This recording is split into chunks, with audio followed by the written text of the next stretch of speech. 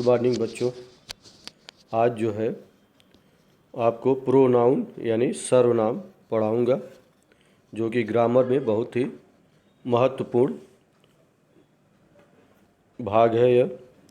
जैसे पहले सर्वनाम के विषय में समझिए। इसका परिभाषा: जो शब्द संज्ञा के बदले प्रयुक्त होते हैं उन्हें सर्वनाम कहते हैं। हिंदी के सर्वनाम इस प्रकार हैं, जैसे मैं, हम, मेरा, हमारा, तू, तुम, तेरा, तुम्हारा, आप, आपका, यह, ये, इसका, इनका, वह, वे, उसका, उनका, मुझे, हमें, उसे, उन्हें, तुझे आदि। ये जो है ये सर्वनाम के क्या है, चिन्ह है हिंदी के। और अब इन्हें जो जितना ये मैं उदाहरण बताया जो कि संज्ञा के बदले प्रयोग किया जाता है, इन्हें पुरुषवाचक सर्वनाम कहते हैं। अब चलिए, सर्वनाम कितने प्रकार के हैं वे इस तरह से हैं। पहला, पुरुषवाचक सर्वनाम, जिसे अंग्रेजी में बोलते हैं पर्सनल प्रोनाउंस। प्रश्नवाचक सर्वनाम। और तीसरा, निजवाचक सर्वनाम। चौथा, संबंधवाचक सर्वनाम। पांचवा, निश्चयवाचक सर्वनाम। छठा जो है अनिश्चयवाचक सर्वनाम। और आपके सिलेबस में सिर्फ 4 प्रकार का ही सर्वनाम एग्ज़ाम में आएगा, लेकिन मैं 6 के विषय में जानकारी दूंगा, तो आप क्रमशः आप लोग सुनिए। जैसे पहला जो दिया है पुरुषवाचक सर्वनाम, पर्सनल प्रोनाउन। यह क्या है, ध्यान से सुनिए।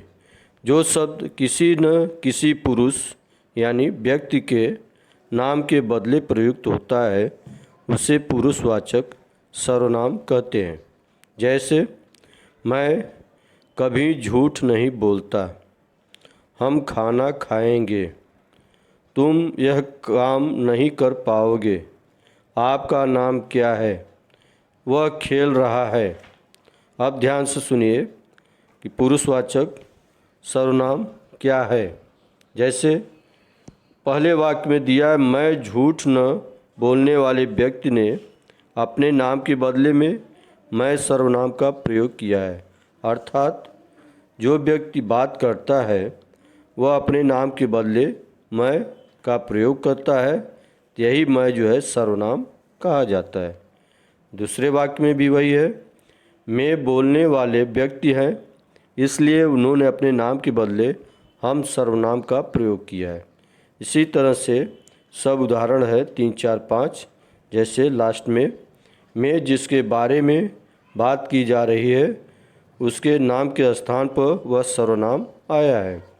अब बात स्पष्ट हुई कि मैं, हम, तुम, आप, यह, ये, वह, वे, हम, तुम्हें, तुझे, उसे, मेरा, तुम्हारा, ये सब जो है, जैसा कि मैं ऊपर स्टार्टिंग में ही बताया था, शुरुआत में ही, तो यह सब चिन्ह जो है किसके अंतर्गत आता है, पुरुषवाचक सर्वनाम के अंतर्गत। अब जो है समझने वाली बात यह है कि पुरुषवाचक सर्वनाम भी 3 प्रकार के होते हैं। अब पहला कौन सा है, ध्यान सुनिए। पहला है उत्तम पुरुष सर्वनाम। परिभाषा इसका पहले जानिए। खुद बोलने वाले को उत्तम पुरुष सर्वनाम कहते हैं। खुद माने स्वयं, जो व्यक्ति खुद बोलता है या स्वयं कहता है या सुनाता है, यही जो है उसी को उत्तम पुरुष सर्वनाम कहते हैं। माने अंग्रेजी में उसको है बोलते हैं फर्स्ट पर्सन। और उदाहरण देखिए, जैसे मैं खाना खाता हूँ, मुझे नींद आ रही है, हम खेलने जाएंगे, हमें फिल्म अच्छी लगी, या हम पुस्तक पढ़ेंगे। अनेकों उदाहरण हैं जिसमें कहने वाला खुद माने बोल रहा है मैं, हम, स्वयं, ये सब शब्द क्या है, माने खुद बोलने वाले हैं, इसलिए इसको हम बोलते हैं उत्तम पुरुष सर्वनाम। दूसरा है मध्यम पुरुष सर्वनाम। मध्यम पुरुष सर्वनाम कहते किसे हैं, पहले यह जानिए।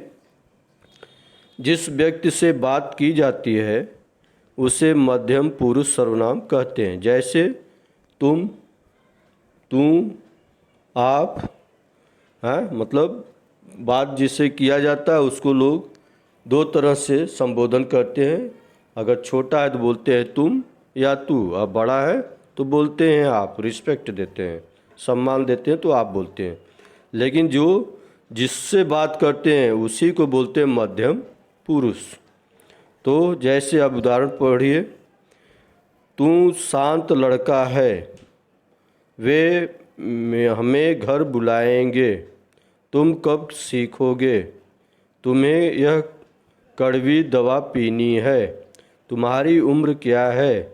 इसी तरह से अनेकों वाक्य हैं जिसको क्या बोलते हैं, मतलब मध्यम पुरुष सर्वनाम। माने फिर से एक बार इसका परिभाषा सुनिए। जिस व्यक्ति से बात की जाती है उसे मध्यम पुरुष सर्वनाम कहते हैं।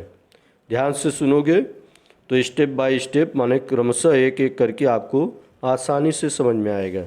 अब जो है उत्तम पुरुषवाचक सर्वनाम में लास्ट जो है आता है अन्य पुरुष सर्वनाम, माने थर्ड पर्सन। पहला है फर्स्ट पर्सन, दूसरा है सेकंड पर्सन और तीसरा है थर्ड पर्सन, जिसको बोलते हैं अन्य पुरुष सर्वनाम। तो अब अन्य पुरुष सर्वनाम किसे कहते हैं यह ध्यान सुनिए। इसका परिभाषा है, जिसके बारे में बात की जाती है उसे अन्य पुरुष सर्वनाम कहते हैं। जैसे एक आदमी किसी से बात कर रहा है, जो बात कर रहा है वह क्या है, मतलब उत्तम पुरुष। जिससे बात कर रहा है वह मध्यम पुरुष।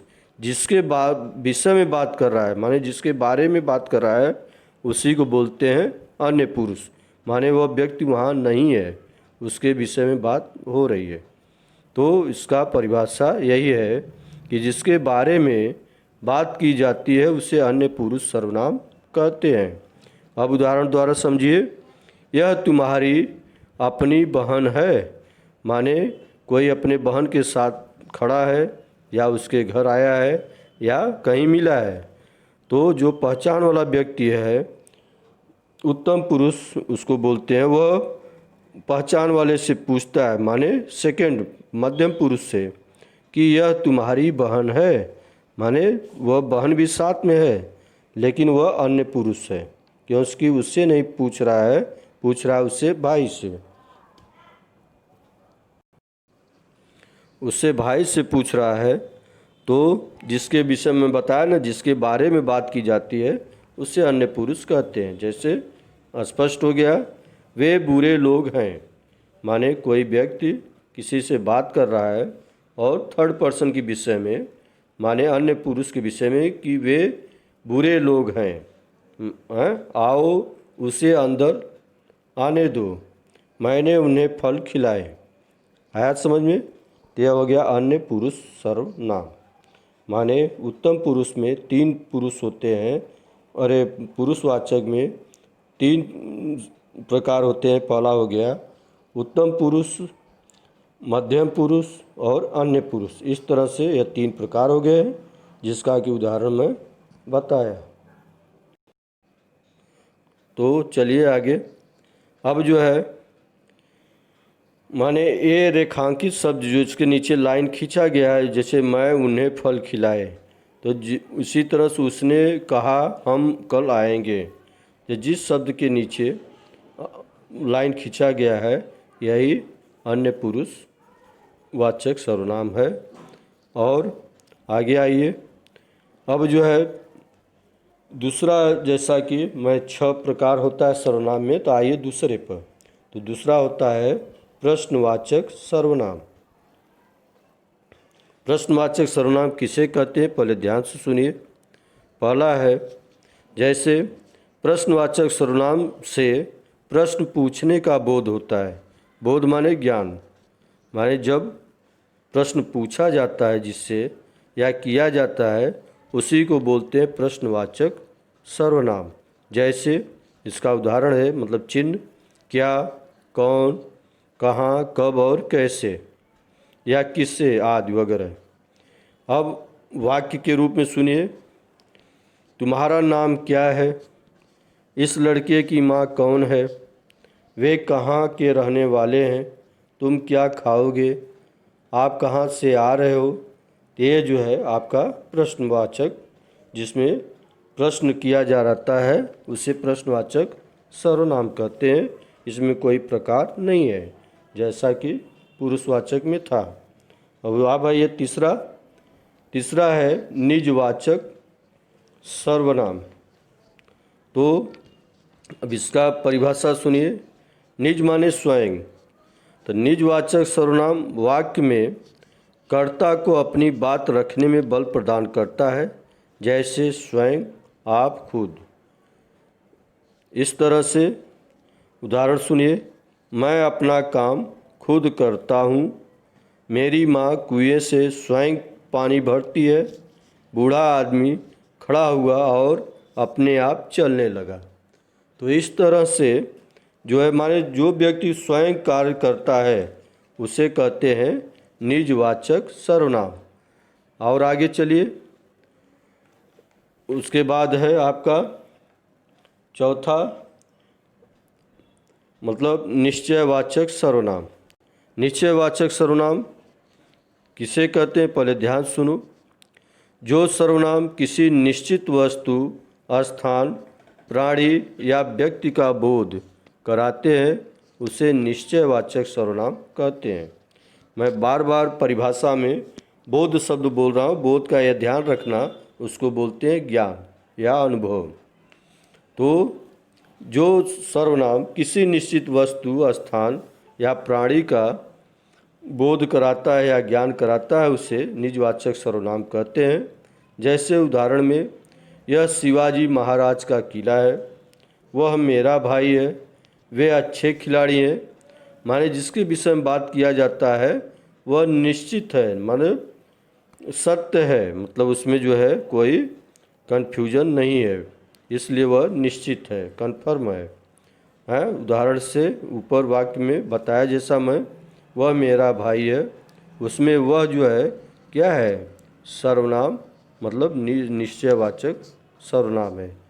और आगे आइए, अनिश्चयवाचक सर्वनाम। अनिश्चयवाचक सर्वनाम का पहले उदाहरण देखिए। जैसे पेड़ के नीचे कोई खड़ा है। कोई में मतलब उसका भाई हो सकता है या रिश्तेदार हो सकता है या मित्र हो सकता है। माने यह नहीं दिया कि उसका भाई खड़ा है, उसका जो है पिताजी खड़े हैं या उसके रिश्तेदार खड़ा नहीं दिया।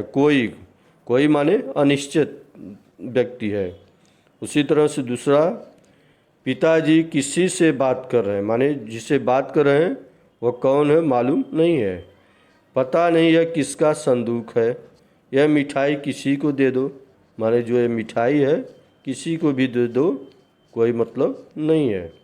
तो जो लाइन खींचा गया है कोई, किसी या किसका, तो इन वाक्यों में रेखांकित शब्द जो है किसी न किसी व्यक्ति के नाम यानी संज्ञा के बदले आए हैं। ये सर्वनाम किसी व्यक्ति का निश्चित बोध नहीं कराते, इसलिए अनिश्चयवाचक सर्वनाम हैं। अब इसका संक्षेप में माने इसका परिभाषा सुनो।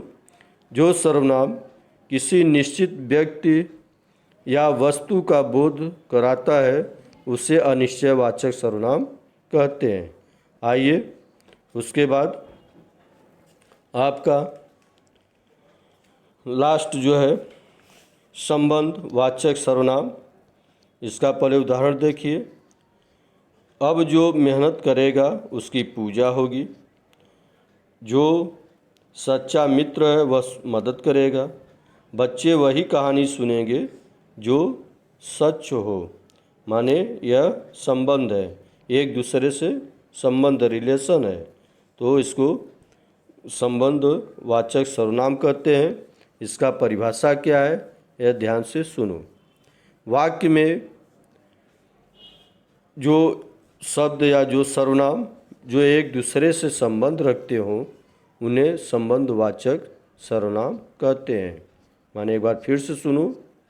वाक्य में जो शब्द सर्वनाम एक दूसरे से मतलब संबंध रखते हैं उसे संबंधवाचक सर्वनाम कहते हैं। जैसा कि मैं उदाहरण दिया, अब जो मेहनत करेगा उसकी पूजा होगी। कहने का मतलब यह जो है आपको सिर्फ 4 प्रकार का पढ़ना है, लेकिन मैं 6 के विषय में जानकारी दिया। इसलिए आप लेसन जो है आप पढ़ोगे ग्रामर बुक में तो आपको सब बात समझ में आ जाएगी। लेकिन अभी जो बताया इसके माध्यम से वीडियो सुन करके आप क्वेश्चन का आंसर लिख सकते हो। आज के लिए इतना ही, फिर दूसरे दिन जो है दूसरा ग्रामर का भाग बताऊंगा। आज के लिए इतना ही, धन्यवाद।